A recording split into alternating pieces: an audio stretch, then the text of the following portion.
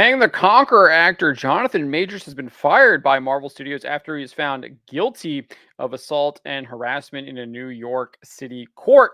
Before we get into this, I'd like to ask you please hit that subscribe button, hit that bell for notifications so you don't miss any of our future videos here at the Trent Report. Let's get into this here before we get into the announcement that Marvel is firing Jonathan Majors from King the Conqueror. Let's get into a little bit of the details on what exactly happened in his court case. Here, this is over at the Hollywood Reporter. Jonathan Majors found guilty of assault from Caitlin Huston. The verdict was reached Monday by a six-person jury after over 4 hours of deliberation spread across 3 days. The actor is set to be sentenced on February 6th. A New York jury found Marvel actor Jonathan Majors guilty of reckless assault in the third degree and guilty of harassment. The verdict was reached by a six-person jury after roughly over 4 hours of deliberation spread across 3 days. They're repeating themselves there. He will be sentenced on February 6th. The charges carry a sentence of up to 1 year in prison. On two other charges, he was found not guilty of intentional assault in the third degree and not guilty of aggravated harassment in the second degree. Now we have another report from Aaron Couch over at the Hollywood Reporter as well, saying that Marvel drops Jonathan Majors after assault harassment verdict. The actor starred as Kang the Conqueror in Ant-Man and the Wasp: Quantumania and was poised to star in Avengers: The Kang Dynasty. He also appeared in both Loki Season 1 and Loki Season 2. Couch writes, Jonathan Majors is out at Marvel Studios in a stunning career blow for the once rising actor. On December 18, a Manhattan jury found Majors guilty of reckless assault in the third degree and guilty of harassment following a 2-week trial that stemmed from a March incident between the actor and his ex-girlfriend, Grace Jabari. So they're kind of going over what exactly happened. Let's see here. The studio intends to move forward with the film Avengers Kang Dynasty, which is slated to release on May 1, 2026. And in November, hired Loki creator Michael Waldron to work on a new draft. Marvel has recast in the past, but over creative and financial disputes, not for legal troubles. They kind of go over the most notable people that have been recast. Terrence Howard, obviously, as James Rhodes, Edward Norton as the Hulk. Obviously, Terrence Howard was replaced with Don Cheadle, and Edward Norton was replaced with Mark Ruffalo. Let's see here. He has also been dropped by his PR firm, The Lead Company, and his managers at an Entertainment 360. So after the verdict, he is still repped by WME. We'll see if they drop him following this verdict. It doesn't look like we have any statements from the Walt Disney Company, just this report from Couch. But it does indeed sound like Jonathan Majors is done at Marvel Studios. Now we will see if indeed they do recast him and continue with their Avengers Kang Dynasty plan that they have Michael Waldron working on. Whether they will continue that storyline or whether or not they will completely eschew that storyline and move on a different direction.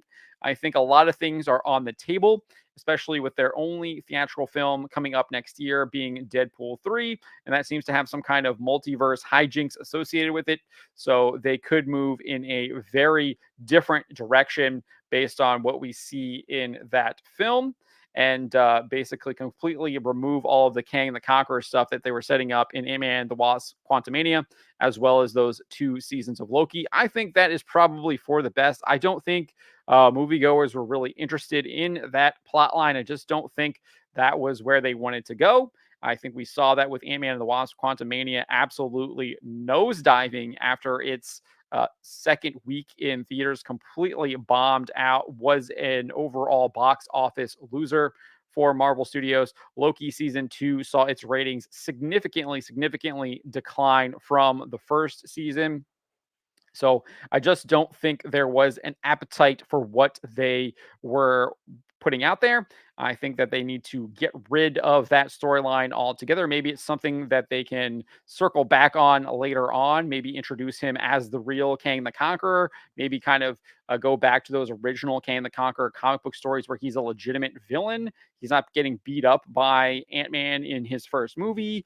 You actually get some kind of threat out there. He's actually someone to be reckoned with rather than he's already being instantly beat the moment we see him make an appearance, which is utterly terrible, ridiculous, stupid move by Marvel Studios. I think they have other characters that they can really kind of embrace moving forward. Obviously, Doctor Doom being the most prominent. I think you can also go to the X Men. I think Magneto can be a really interesting character to bring in. I think Red Skull could be really interesting too. There's lots of really good comic stories with him interacting with the X Men and kind of being antagonist to basically the X Men as well as Magneto and the Avengers and everything like that too. So you can maybe go back to Red Skull. That could be interesting as well.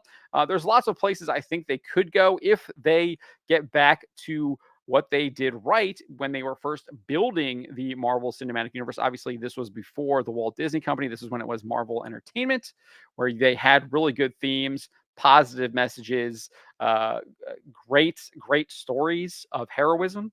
You have Captain America continuing to fight against what is wrong no matter what.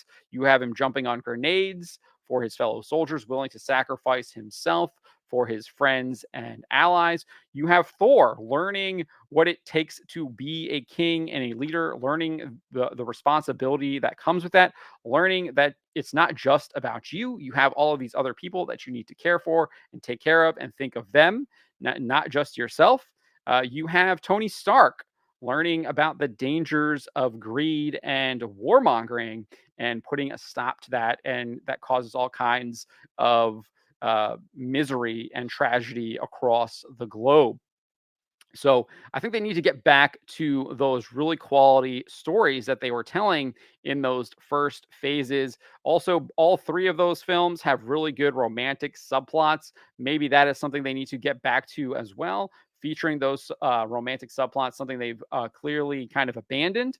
But I do think that there are places for them to succeed at. Whether or not they actually will is another story. I'm not sure that they are capable of doing that the way that the company is currently structured. Its emphasis on woke ideology and that woke ideology being completely rampant across the entire company. So we'll see what exactly happens. I'm not optimistic about it, but I do think this is probably somewhat of a blessing in disguise for them because I do think this allows them an easy excuse to move away from the Kang the Conqueror storyline that no one was really interested in the first place. And they can kind of just lay the blame on Jonathan Majors for that rather than everything that they did in Ant-Man and the Wasp Quantumania, Loki season 1, and Loki season 2. And I'm sure Disney will indeed probably take that out because that's just kind of how the company operates. But let me know what you guys make of Marvel Studios firing Jonathan Majors after he was found guilty in New York. Let me know in the comments below. And remember to always be charitable, but always speak the truth.